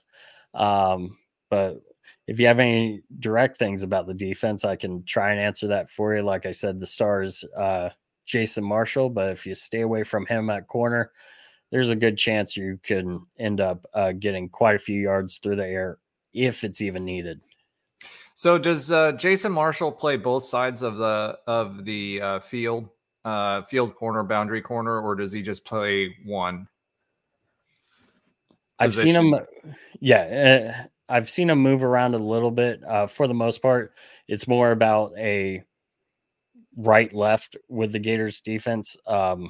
So yes, but we'll see. Again, off the bye week, I know they've been trying to switch things up. The question also is health, I should say, on that other corner, which is Devin Moore, who's a junior who is pretty good when he does play. The problem is he cannot stay healthy. So if he's not playing, all bets are off on where Marshall may play, because it may be, where does the backup feel more comfortable? Which I hate to put it that way, because you want your best guy in the best role. However, if just to steal like college football, college football 25 terms, let's say the backup is a 75 on one side, but an 85 on the other, maybe you make that move. But again, we'll see how that turns out. Yeah, it sounds like he's going to be covering Kobe Hudson, and I was just thinking, whether he kind of stays on one side of the field or the other, because, we would want to put Kobe on the opposite side of the field from him if possible. He's our main receiving threat. And, obviously we had Travis Hunter that we played last week, and he did a pretty good job on Kobe. And Kobe Hudson himself, he was second in receiving in the country before that game. So he pretty well shut him down. And I imagine that, Travis Hunter always stayed by the Colorado sideline because he plays both offense and defense. So I was just curious, because that may be something to look for, is to see where they put Kobe Hudson on the field. Okay, so defensively, it sounds like Yeah, and I will say this, not really to your fans, although I'll be joining you on your podcast, but really on to our fans. The team kind of looked lost. The offense kind of looked lost on this, and almost like they didn't do any prep work whatsoever. So I'm hoping that this upcoming week they look more like second half TCU and less like Colorado, because they just look like they didn't do the prep, and look forward to the Florida game. And just the little things that I saw on the field, KJ turning around and doing a loop-de-loop in the backfield because he was on the wrong side with the rock when the running back was coming down, just different things like that. So we'll see what happens there. All right. Offensively, you don't really have a QB competition so much as a QB rotation. You've got Lagaway and Mertz. Is the plan to continue to see a 2 QB rotation for the Gators in this game, or would you expect Lagaway to kind of take over for Mertz, or what are you thinking? Well, I'll answer that in a sec. I do want to go back to what you're saying about moving your receiver around.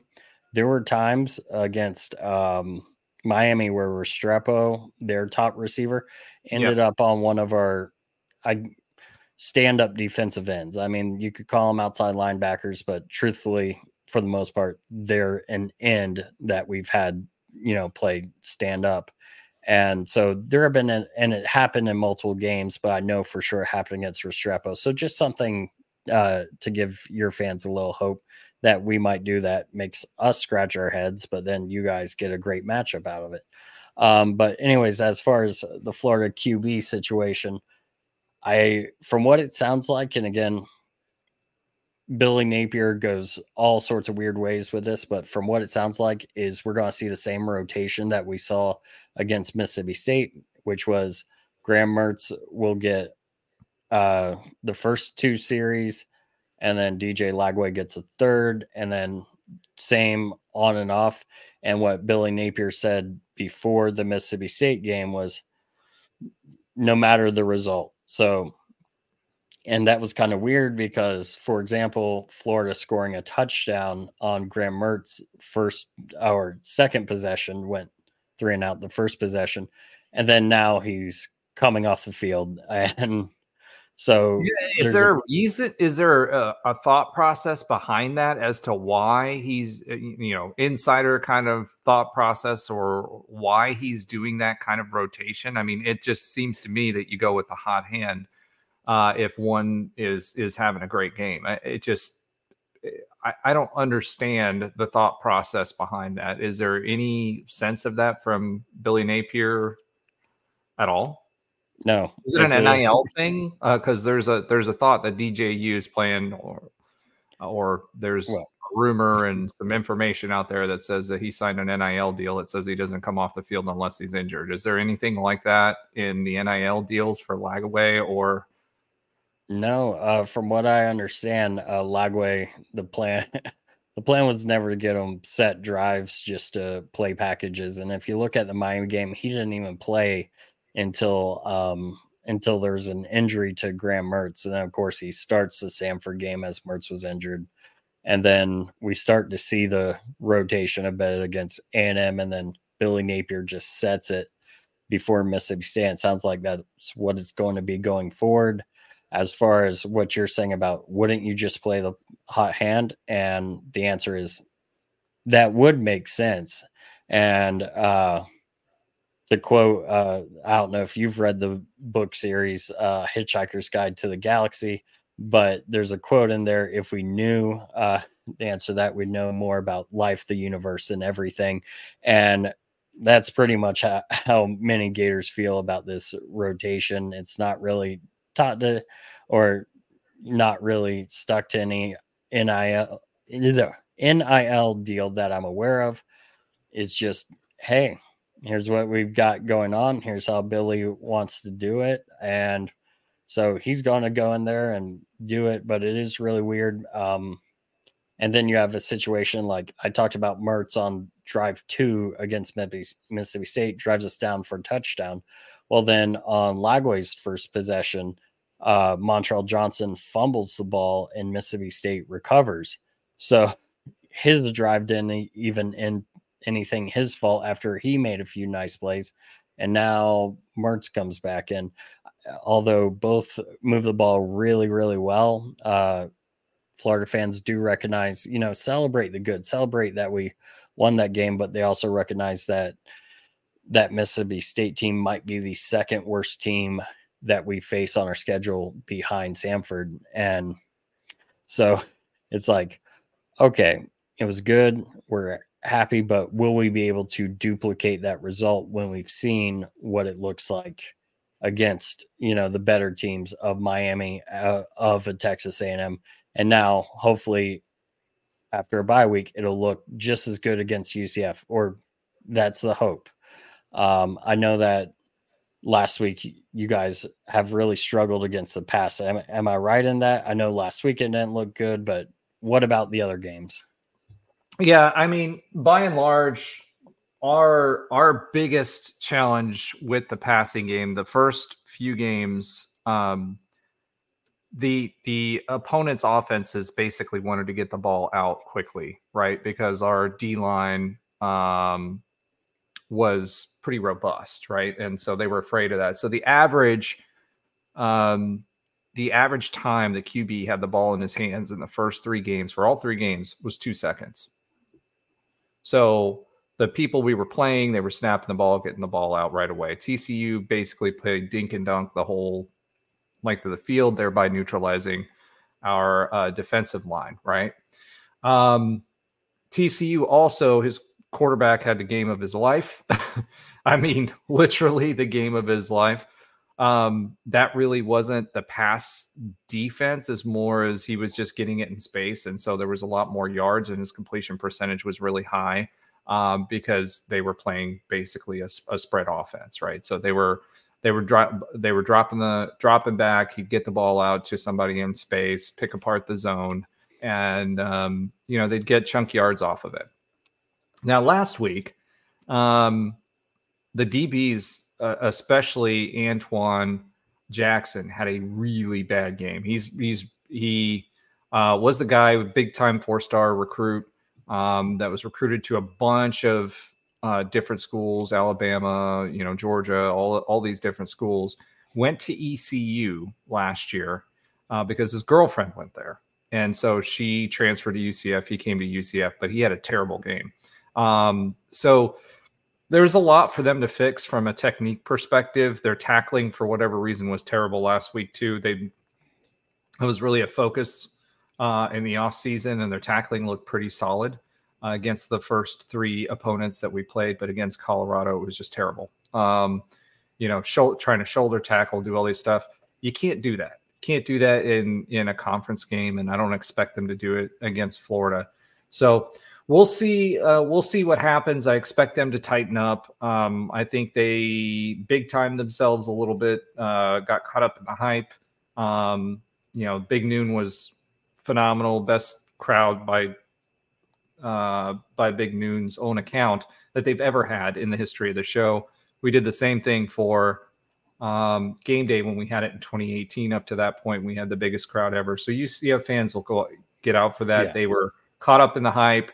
And I just don't think they prepared well. I don't know what they did in the bye week, but they did not prepare well for Colorado. And Colorado switched things. They switched their defense and they switched their offense on us, but they should have been able – they hadn't shown that offense or defense all season long, but they should have been able to overcome that. So we'll see. DBs are definitely right now are looking like they're the weakness. And part of that, I think, is technique too, because we play way off of the ball.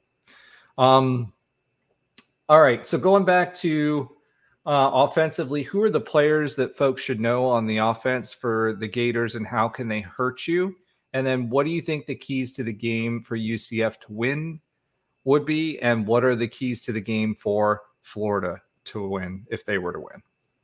Okay, so I'll give some names that probably many UCF fans are not too familiar with. I could say Montrell Johnson, who's our main running back, but I'll stay away from him only because outside of a big run versus Miami, he's been so this year in the backfield. For example, Texas A&M 7 carries, -7 yards. So there are times he's been good, and he came back dealing with a knee injury. He did go 15 for 68 against Mississippi State, but again, he's a name that can every so often break one, but he's not the home run guy. However, I'll give the name Treon Webb, who's our backup running back, who's getting more carries and starting to show more and more why he came to the Gators, why the Gators wanted him beyond being a Gator legacy. He's the nephew of former Florida Gator and I believe Jacksonville Jaguar D Webb. And he runs downhill with power. However, he's got speed when he gets out into the open to make things happen, which is not something I was expecting to see too much in the offseason, but he's been a pleasant surprise there, as well as we've got another backup running back who had carries and looked really good against Mississippi State and really impressed in the spring game, Jaden Baugh. And those are two I'm hoping to see more out of. Granted, and I first bring up the running backs only because I have a feeling, despite, you're talking about the DBs are probably the weakness, Billy Napier wants to try and set that run for good or bad.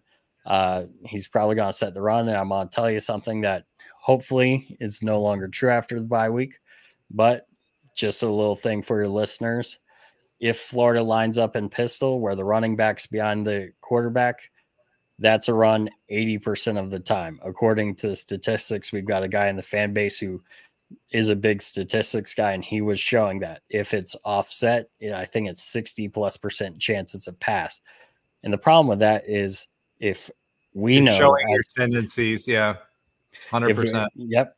If we know as fans what's probably coming by alignment, chances are you guys do as well. Also, Billy Napier likes to run a lot of really tight sets, which of course, if you're trying to run the ball, is not the smartest thing. Let's be honest. Why do you want 11 guys as close as you can to the line of scrimmage if you're trying to run, in between the tackles? But that's a gripe for another time. Our biggest offensive weapon, Trey Wilson, I believe he'll be out. He had surgery for a meniscus injury after the Texas A&M game. So there's no timetable, at least now, on his return. Maybe tomorrow when the SEC injury report comes out. Of course, how much can you trust in injury reports? But we will see. So won't really say him. However, Aiden Mizell, who's a 4-star recruit, came in last year, did not play much. I think he only appeared in 1 or 2 games, red shirts. This year, actually, it was the A&M game. Didn't play too much, and a lot of people are questioning why is he not getting too much playing time when he looked pretty good against Samford. I mean, granted, it was Samford, but he's got track speed, and he put that on display, and especially when you have a guy like Trey Wilson, who's out and known for his speed, we need some speedy guy to take over. Well, we end up playing a former walk-on ahead of him against A&M, and there's a lot of griping in the fan base about that. Well, all of a sudden, Mississippi State, Mizell comes in the game, plays quite a bit, has 2 touchdowns called back, one because his elbow scrapes the field. It's a good call to have back, but he wasn't called down on the initial play, made some terrific running to get into the end zone and showed off a lot of skill on that. Granted, it should have come back, but the skill you see after it hits from to outrun everybody and make some moves, make people miss is stuff you love. Had another great catch that was called back on, we'll say controversial is a nice way of putting it, blindside block. But again, I think there's 5 or 6 guys he makes miss, cuts back all the way across the field, catches the ball 5 yards downfield. I think he ends up running 100 yards or something ridiculous on the play by the time he cuts all the way from one sideline all the way back to the other for a diving touchdown. But this guy showed the ability to be explosive. And of course, the Gator fans who had been wondering where that was and why he wasn't playing, they seemed a little bit redeemed, and hopefully, knock on wood, we see a lot of him coming up against UCF, because I think if there's anyone who can help us out, it'll be him. But I'll also say our tendencies, as I talked about, our tendencies are to not have a quick game. You talked about the first few games, you average 2 seconds for the ball to get out against your defense. We like to run a bunch of play action, even if the run's not working. And so what happens with play action? Well, that automatically adds an extra half a second to a second on the drop back before the pass. And so getting into your keys, using that to transition, keys for UCF is no UF's tendencies. As far as UCF defense on UF offense, know our tendencies. Florida fans, if you can't tell, we're kind of fed up with being able to predict most of the play, and hopefully we don't show those tendencies, but know them, play them, and then adjust if you don't see them. But also get to the quarterback. Graham Mertz is not great. He's not going to beat you down the field too much. He'll have a good throw here and there, but for the most part, if you get pressure on him, he's not a quarterback who will win the game for you, but he's one who will not lose the game for you if that makes sense. And then I'd say, as far as a key for UCF when we're on defense, establish the run. If UCF can establish the run against Florida, then you're going to find success everywhere. Every team, and I said against Miami, I said to a few friends before the Miami game, I said, if they establish the run, I can see a scenario where we get blown out. And unfortunately, I was right. And it wasn't like Miami ran for 300 yards or anything crazy like that, but they did enough where we had to stack the box. And then once we stacked the box, they found matchups. Like I said, at one point we had our, outside linebacker position on Miami's best receiver, and he caught it, went for like 15, 20 yards. But things like that happen in our defense, unfortunately, right now. Again, hopefully bye week change that. But if you are able to establish the run, you will be able to find matchups like that in our defense, unless something has changed. As far as Florida keys against you guys, I really think for us, it's based on how we've seen this offense run, it's to establish the run as well. I know that's cliche since I just said it, but it's true. Everything in Billy Napier's offensive scheme, he is our play caller. Everything in that runs through the run. Like I said, we run lots of play action, even if we're not being successful with the run. So if Florida establishes the run, then that's going to open up a lot more of the Billy Napier offense. As far as defense, I think it's to get KJ Jefferson down and get pressure on him. It seems when he gets pressured, even last year at Arkansas, he's going to make mistakes, but part of that is you got to get him down. If you're hitting him and missing him, he might be able to take off and run for 5-10 yards. He might be able to hit a receiver who's now gotten open on a scramble drill. So it'll be very interesting to see. I do think that it'll be interesting to see how the sellout shakes out. I know a lot of Gator fans are touting like, see, we're frustrated with the season, frustrated with the coach, but we've got a sellout. But I also know UCF being as close as it is, I wonder if the fans traveling will be quite as big as Utah, who we consider to be the biggest traveling base we've had inside the stadium. It'll be a loud, fun nighttime game in the Swamp, and I look forward to seeing the UCF fans there, and I definitely think I'll be happy to see you there too. Yeah, one final question, and this is a yes or no kind of question. Is this Billy Napier's last game coaching the Florida Gators? Oh, you want me a yes, no? Can I give a one sentence qualifier? Yeah, one sentence qualifier. I'll give that to you. Okay. The asterisk, the infamous asterisk. Yes, the infamous asterisk. Gators win. No. Knights win. Yes. That's my asterisk. All right. Well, thank you so much for joining us this week, helping us understand the Gators a little bit. and where they are. I'm excited to see the game, watch the game. And, you know, I do think there will be a lot of UCF fans going. I can tell you that much. Obviously the UCF ticket allotment's gone, and there's a lot of folks that are buying tickets on the secondary market. So I expect that the Gator fans that did do that will make their money, and there'll be a lot of UCF fans that will be there for the game. All right, Daniel, if anybody wants to find you, where can they find you?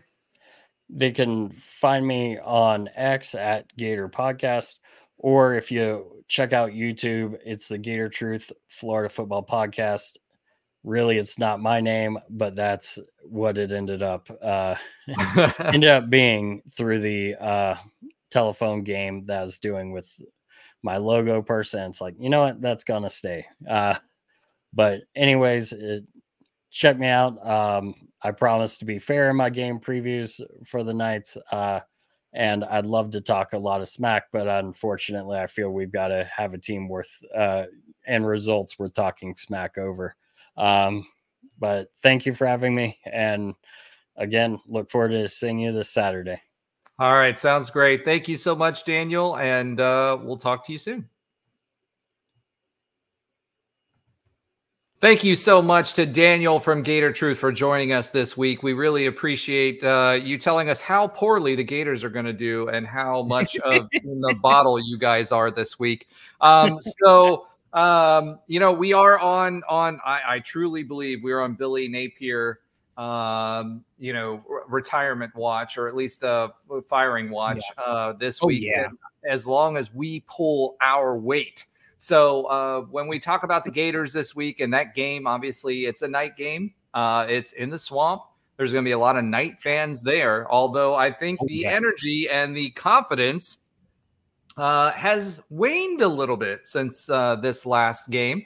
Although we are still negative 2.5 point favorites. And you know that the home team always gets 3, right? So the bettors always give, or the line is always 3 points in the home team's favor. So that really means that it's 5.5 points. It's still a 1 score or 1 touchdown game, right? So Vegas believes it could go go either way, but it could go our way, and more likely to go our way based on where everybody's throwing their money. So let's talk a little bit. We won't talk much about this game, but let's talk a little bit about the Gators game. We've been talking about this quite a bit. DJ Lagway and Mertz are the 2 quarterbacks, and it's going to be really interesting to see how they play, right? And how our defense does against them. Mertz can be shook. He's not a mobile quarterback at all. He's a drop back passer. So we don't necessarily need to sack him, but we need to get him out of the pocket if he's the guy that's going to play.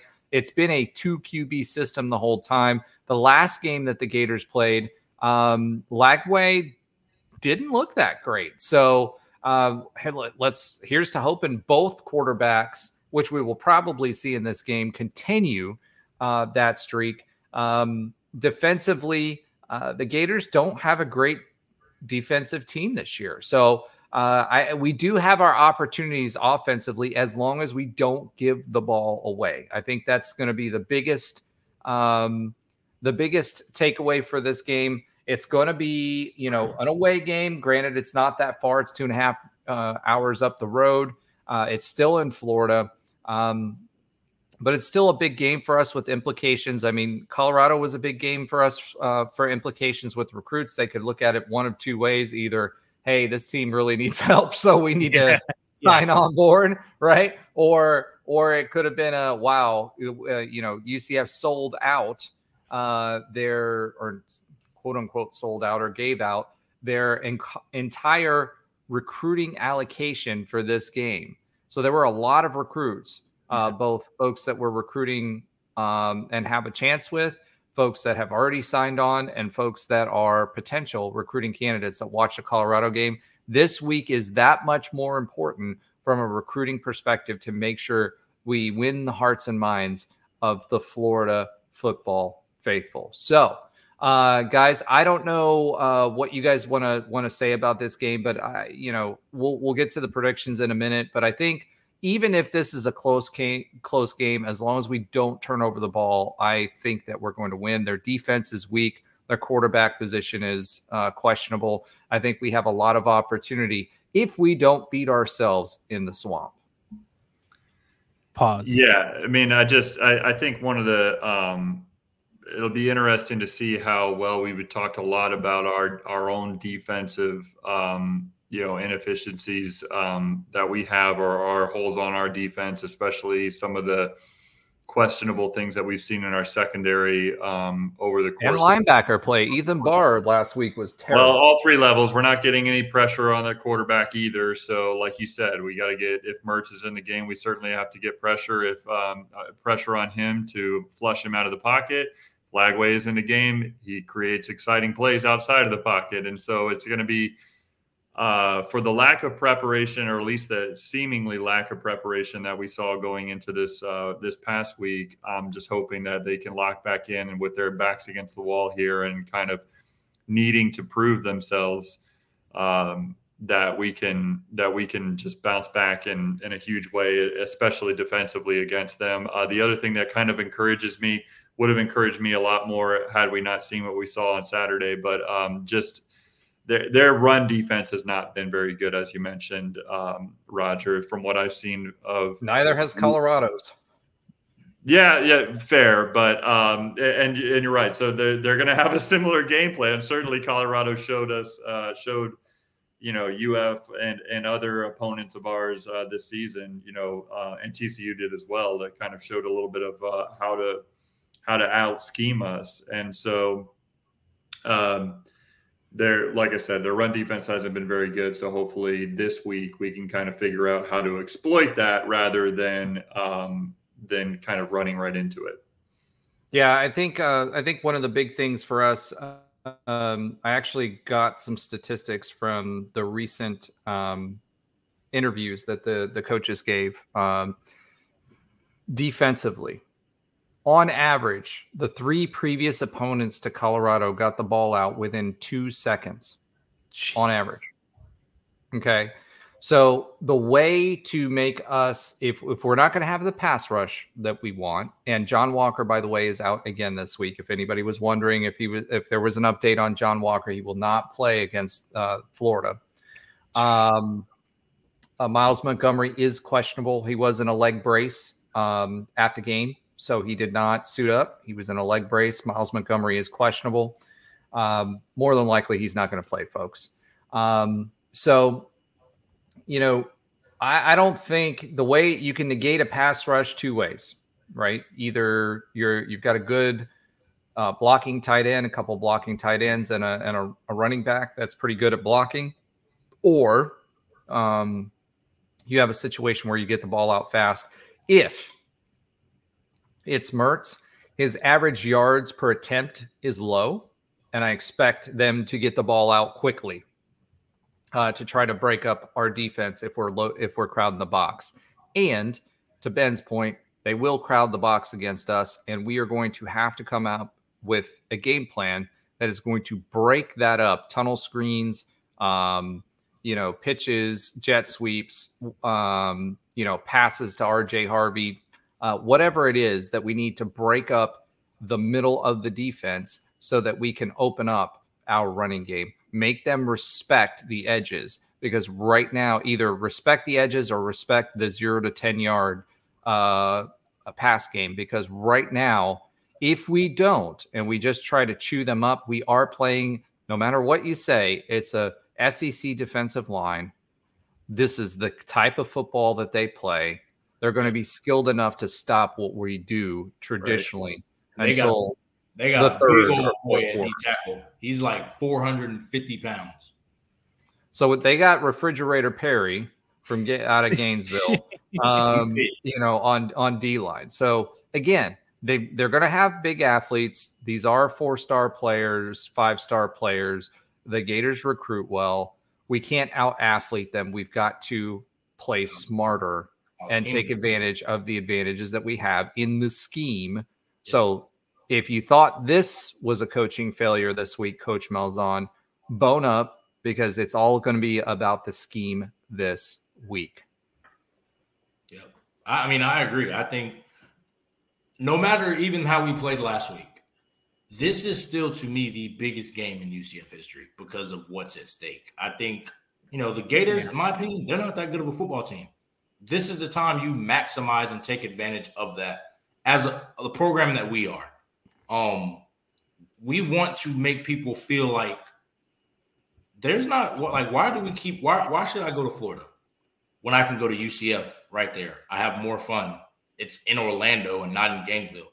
And the football team is really good. That's the kind of things, outside of the money, that's the kind of things these kids now think about. Like, that's what they want. If I can get the exact same value of playing on the field, playing high-level games, making money, why would I go to Gainesville when I don't know if their coach is going to be there when I commit? I don't know how good they really are. They're going to be in the SEC. So, to be honest, they're probably going to go on a streak where they're going to start losing a lot of games. Why wouldn't I go to UCF in Orlando and get the exact same thing but better? Like, that's to me what this game means. Because I've always said, and the state of Florida, it's as far as like just college, it's Miami and Orlando. Everything else is just you can find it anywhere. You can find Tallahassee anywhere. You can find Gainesville anywhere. That's every college in the Southeast, to be honest. I think Orlando and Miami is different because you're in a true city. You can do so many things outside of college and things inside of college. So to me, I think it's still the biggest game. And I still think we should beat them. This is not a good football team. They're a talented football team just off of recruiting and all that, but they haven't put together sound. They have two quarterbacks. That's high school, to be honest with you. You don't really do that unless guys are hurt, which Mertz, he's not hurt. Or to me, that's you don't want to pull the senior, but the freshman is just super talented, but you don't trust them. Like, that's the only time, and I think that's two bad situations. So, yeah, you're talking about showing recruits that you're the program on the rise, you're the school on the rise, and Florida is a school on the decline. Like you said, it's not like the SEC is getting any easier, right? Like, so you're showing the talented recruits across the state, across the Southeast, that you're the program you're gonna attach yourself to this rocket ship that is going up. The future of college football, as Cuss always says, you're going to attach yourself to a winner moving forward, as opposed to a program on decline. And that's the sales pitch. As long as we take care of business and beat them. If we don't, then it's going to be like, yeah, these guys weren't ready for the big time. They showed it. They at least, recency bias are going to say they're, they couldn't show it under the bright lights against Colorado. They couldn't show it under the bright lights in the swamp against a traditional, premier program in the state. And so they're not ready for this level of college football. So you need to come here so you can bring UF back to prominence. Exactly. That's the pitch. The pitch changes. Exactly. And like, by the way, breaking news, and this is why this is so important. Carl Jenkins Jr., 4-star wide receiver, 2025 class commit that has been committed since 2025 or since June. 6'3", 180 pounds, from St. Augustine, Florida, decommitted after the game. He was at the game. So if you want to understand how important this is why it's important. They have. You're saying he was committed to us and he decommitted after the Colorado game? He's been committed to us since June and decommitted after Colorado. He was at the Colorado game in UCF gear and decommitted. And that's like, just thinking as a recruit, when you go on these visits, you're trying to envision yourself, what would my life be here? That's one of those things. When you're at a game, it's how are they going to? It's all cookie cakes and rainbows. You know that. But even at the games, they're like, okay, you guys are telling me how you're going to use me. Now I get to see how you're going to use me, because they always make like, this is a guy we envision you to do. Like, they might say, oh, we think you're going to be the Kobe Hudson of our team. You think you're going to be the Javon Baker. Well, when you come and see it, you want to see how they're using Kobe Hudson, how they're using Javon Baker. I don't know why he decommitted. There could be a multitude of reasons, but that was not the showing. If I'm a receiver, that I'm like, yeah, I want to go to UCF because they're going to use me correctly. Like you can't think that. I'm not saying that's why. I'm just now talking we still just what you're saying about it. Let's say this: we still have 3 4-star wide receiver commits. Oh yeah. No, I'm not taking. I'm just saying that's what. When you mentioned that he decommitted after being at a UCF game, decked out in UCF gear, that's not normal. Nope. Unless he just got like an Ohio State offer and $100,000s of dollars to come play there, I don't see why you would after a visit like that. And or maybe we pulled it, and that happens too. I don't know. You know what? Javon Boggs had a questionable tweet today too. So, this matters. This was a failure. This was an abject failure. The way that we get that momentum back is by beating Florida in the Swamp. I think there's a lot of it shows the importance of this game in particular because of the opponent and because of our history, or lack thereof. The amount of years that we've been doing this, and the amount of years that we've been rising to a certain level, and the amount of years that Florida has been at that level. This matters. This game matters big time. And even like you said earlier, Ben, like when most people are pitching these Florida, like to go to the University of Florida, when I was getting recruited, it was cool to be like, come be Percy Harvin, come be Jeff Demps, Tim Tebow. They don't pitch that anymore. Like, I mean, they actually still do, but these younger kids, they don't look at Tebow in the same light we do. They don't look at him. UCF has more recent highs than Florida has that we can pitch, the Mackenzie Miltons, Trey Quans, Mike Hughes, even recently, like JRP, like he played well as all that. Javon Griffin. Javon Baker, like all these guys, we can sell that now and playing good football. So, like you said, this game is huge just for the ramifications of how different you look at it based off the outcome. You can look at it so drastically different both ways. Yep. All right. So, it'll be really, really, really interesting to see what happens at UF this weekend. I think it's an opportunity for us to regain the momentum in a lot of different ways. Colorado was an embarrassment on the national stage. We had the opportunity to make a name for ourselves. We would have been top 25 if we would have won that game.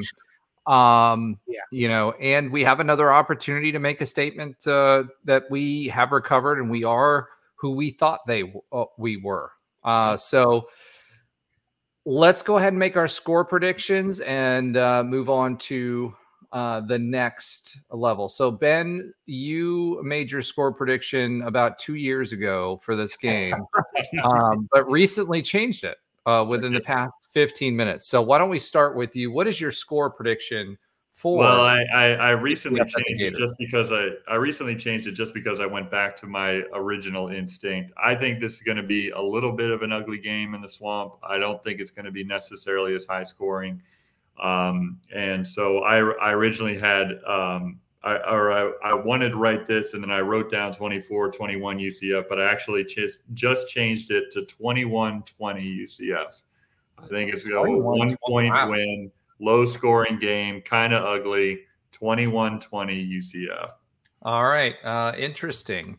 Go ahead, Trey. What are your thoughts this week?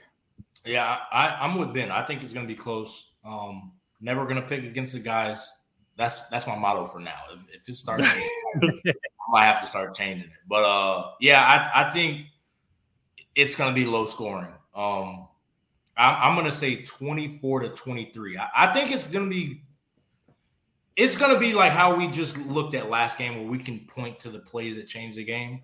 I think it's going to be very similar. Like it's going to be, I can't believe we made that play that won us the game, or it's going to be, if only we made that play, we would have won the game. I think it's going to be that close. So 24-23 is my prediction. Josh, quit messing with the notes, dude. I see you in there. All right. So Alan actually had a score prediction in there, but apparently Josh feels like he wanted to change it 420 to 29. I don't know where that, but so Allen's 420 to 69. Interesting choice there, Josh. That being said, Allen's actual score prediction was 35-24 UCF. And Hold on. After everything in the yeah, you don't get a score prediction if you're not on the podcast. That is no. Well, that's why Trey and I won last week. I mean, we've already established that. we established we all lost. All right, so Nobra is chiming in with a score prediction, and he sent it in before Ben did, which was 3 years ago. His score prediction for this week is 21-34 UCF. Great job, Nobra. We've got that down. As for me, I am going to say UCF wins this game 28-21 in a close one. And Josh, last but not least, yeah, but always last. I'm putting on gold colored glasses. I already put it up there. So you don't play with the notes. I'm making your job easier. Come on. I'm putting on gold colored glasses and think it's going to be like a 10-point win. I'm going 34-24. Good guys. I know it's silly. I don't mind being silly. I hope I'm not wrong, but they haven't put up anything more than 20 points on a halfway decent team. Mississippi State doesn't count. Neither does Stanford. Well, I will say this. You are right. I think part of this is at the end of the day, I think part of this is we're coming off of a pretty bad loss and pretty hurtful loss. And, that's a big part of this. All right. We have to come out sharp this game. We have how we did like last game. There's going to be. I want us to come out like we did against TCU, passing the ball. Let's throw some RPO. Let's throw the RPO away for a minute. Start with some play action. Throw them off for the first few series, and then come back to our run game because we know we have it. So that's like you said, Roger. Pass the ball so we can run. Exactly. Break up that box. Get KJ in a rhythm, get some short passes in there, give him that confidence, and let's go from there. All right, it's time. Huh? Dare I say a slant route, like something? Yeah. Maybe? Well, hey, you know what? You say that. There was some track routes. And Sam Houston, we had crossing routes, we had slant routes, we had all of that. We did not have that against Colorado. No. Okay. Let's go ahead and pivot. Pivot. All right. The delayed pivot. We're slowly getting back to midseason form. Let's recap the Big 12 scores. So if you weren't paying attention to the other Big 12 teams, Arizona beat Utah 23-10. That's not right. Is it? I think it was the other way around. Yeah, Utah beat Arizona 23-10. Yeah, I'm about to say. I think they're ISU beat Allen. I don't know. I mean, he must be drunk off Haterade or something. I don't know what's going on with him. His brain's still messed up and seizing from this Colorado game. No, Arizona. No, I just copy and pasted it straight from ESPN scores. It was Arizona won. Arizona. What? Utah lost this weekend. Wow. Did they really? Yes. This is how bad we were playing. Jeez. See, listen, I blocked out the entire college football weekend. Exactly. So breaking news to Roger. It literally is breaking news to me because I did not pay attention to anybody else. Oh, no. All right. So Arizona beat Utah 23-10. ISU beats Houston 20-0. That doesn't surprise me. Although I'm a little surprised ISU didn't score more than 20 points on Houston. KSU beat Oklahoma State 42-20. It sounds like they're starting to clip. And remember, KSU had a bad loss recently as well. So who knows? BYU beats Baylor 34-28. So that defense is still coming through for them. TCU beat KU 38-27. I think KU's got a lost season going on. So sorry, Andrew Fagley. Yeah. Not sorry. Colorado 48, UCF 21. We knew that already. And Texas Tech seems to be finding their offense. It's 44-41. I was expecting a lot more out of Texas Tech. They got a slow start, but they seem to be catching their win. And Cincinnati has been playing a lot better. They're offensively, they've been playing a lot better. And guess who we play after the Gators? Of course, Cincinnati. All right. Moving on from the Big 12, and let's do a quick update of listener love. So for all of our new listeners last week, obviously, since you had Alan, Ben, and Josh, they gave you no love. They hated you. They gave you no love. So this week, I'm here to save the day. Nancy Eisenhower, thank you so much for following us. Juan Rodriguez, thank you. And Michael Castle, thank you for joining our family. Now, there were a few comments both last week and this week. Since I was out, I'll go ahead and mention a few of them as we kind of moved along during the season, starting off with, and forgive me, folks, if I mess up your handles. I'm going to do my best as we move through this. So I'm going to start with our Guapiri. I think I got that. On the road means nothing in American sports nowadays. You, sir, or madam, were 100% correct, obviously. Anthony Rasulo, 2162. Well done, gentlemen. Thank you so much, and thank you for being part of our family. Hey, Duda06 says, just found you guys. Loving the UCF fan podcast I'm seeing lately. You earned a new fan. Keep up the good work. Thank you so much for being part of the family. Lawrence RBE 2661. This didn't age well. This was Josh's instant reaction to Big Noon Kickoff with a bunch of rolling on the floor emojis, crying out loud, laughing. I didn't even see that.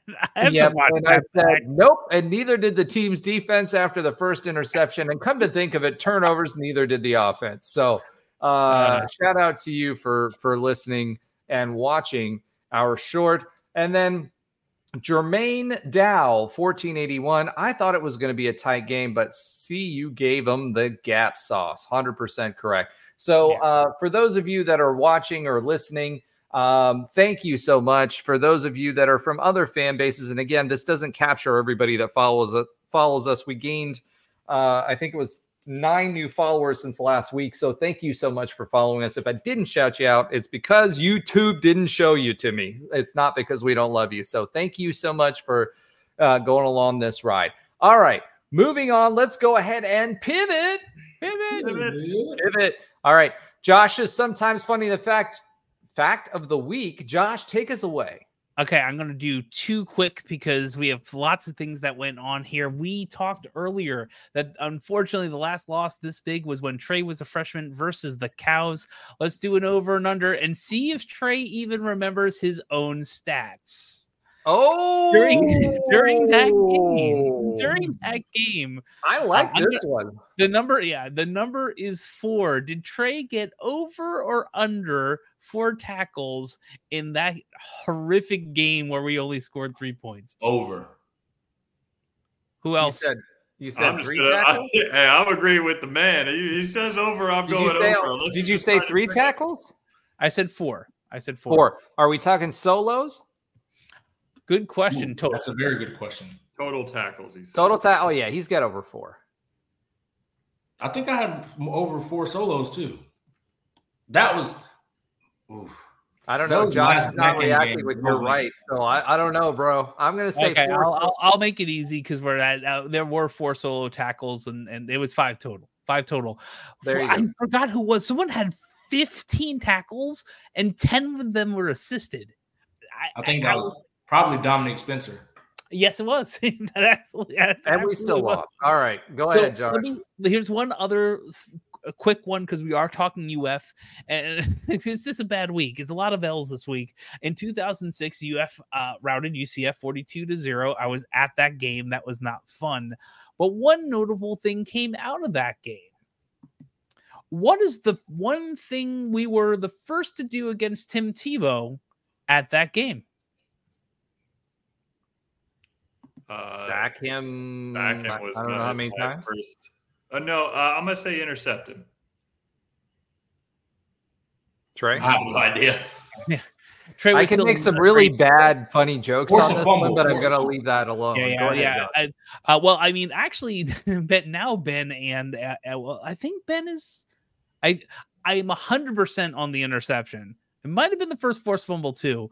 We didn't do much of that game. We were the first team to ever intercept Team TiVo. That was his second career game, because it was him in the league show, and he played. I believe he played at Southern Miss, but we got the first interception on Team TiVo. Yay! His before that, freshman you year, he said never Team threw the Tebow. ball. He just came in on the goal line. I was going to try to give you the person. The deepest cut would be who did it, but I don't think anyone would remember, so we won't even go there. Nope.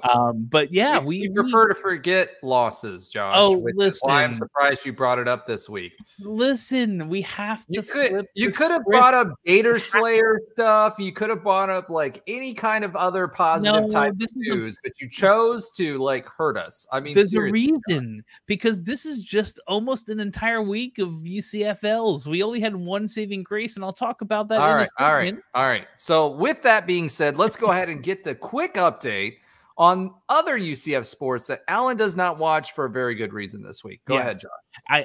So thank you, men's soccer.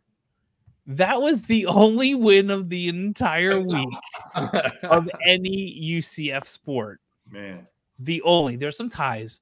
So thank you, men's soccer, for beating our Georgia State 2-1, our first Sun Belt opener game. So up next is an away game at number 6 West Virginia on Saturday, October 5th at 7 p.m. Eastern. I'd like to see a W there too. We'll see what happens.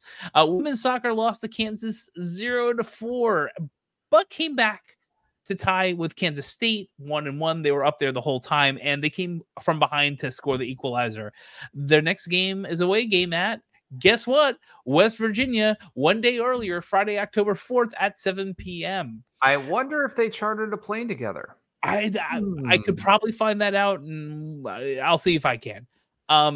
Women's volleyball lost to Kansas State and number 9 Kansas. That happens 0-3. They did not win a set this entire week, which is odd, but the conference schedule for a lot of our games are pretty hard. Didn't expect that, but up next is West Virginia at home. Guess what? On October 2nd at 7 p.m. We're playing a lot of people up north, and also they have a away game on Cincinnati Saturday, October 5th at 1 p.m. West Virginia is home. We're still playing them, but we're not going anywhere.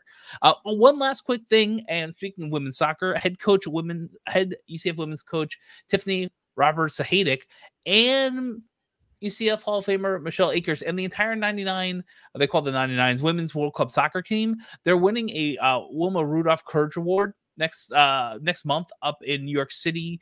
So that's kind of cool news that just came out recently. Not things that Alan doesn't watch, but I thought it was worth the shout out.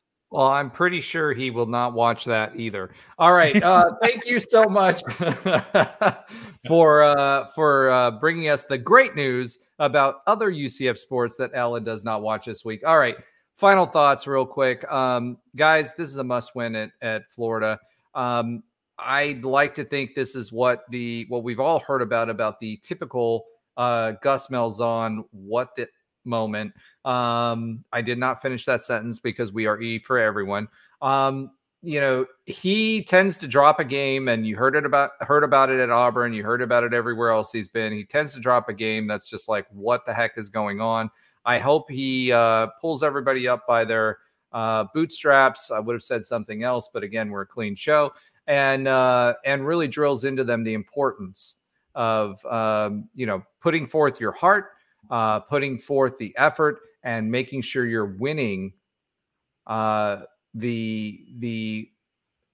film game. Turnover? Because honestly, at the end of the day, I think this team was overmatched. I think they were overmatched because they weren't mentally into it, and I don't think that they didn't prepare very well. So for the coaching staff, for the team, I hope you guys are hitting the game film this week and are ready for Florida.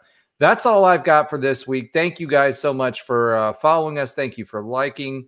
Thank you for subscribing. Thank you for listening on all the podcast channels. Thank you for following us on X and all of the other places that we've got going. Go Knights and Charge on. Charge on, I baby, had regardless of the loss. I had so many things that I wanted to do for like bars. I had